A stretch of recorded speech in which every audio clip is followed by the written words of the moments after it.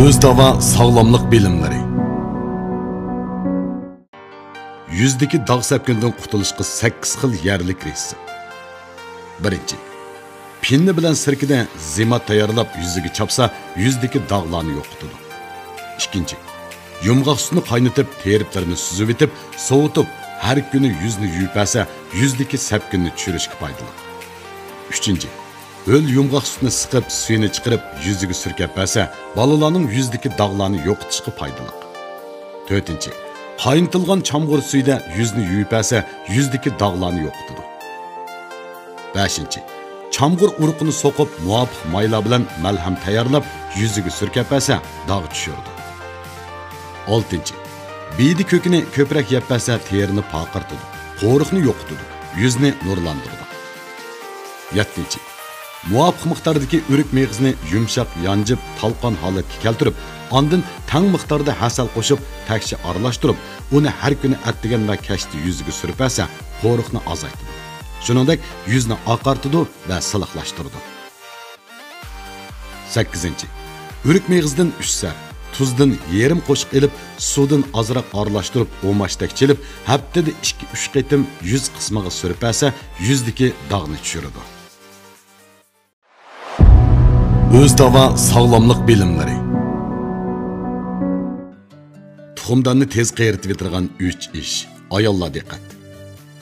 Tuxumdan baldur qayirgan bemorlar bag'ansiri yoshlashib qarab mangdi. Bu uzun muddat kechechi uxlamaslik bilan zich munosabatlik.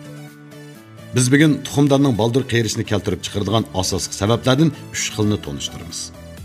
Birinchisi, ziyoda o'riqlash.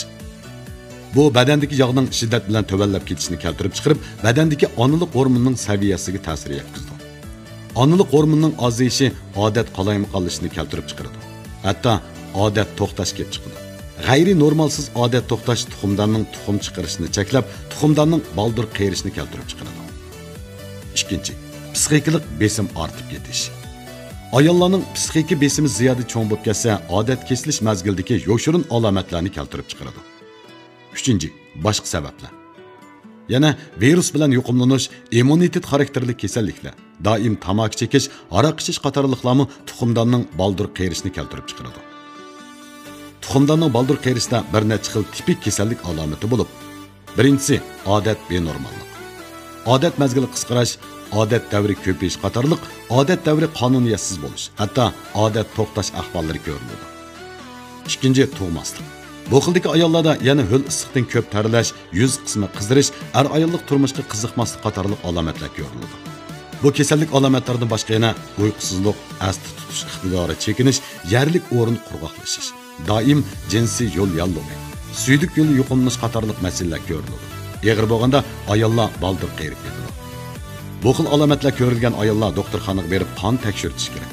Odat kelib 3-chi kuni 6 turlik hormonni tekshirtib, tekshirish natijasiga asosan aktiv tangshash elib basi bo'ladi.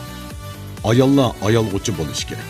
O'zingizni ayab, kechechi uxlamaslikdan, nachar kayfiyatlardan saqlaning. Sog'lomlik elchisi Özdava.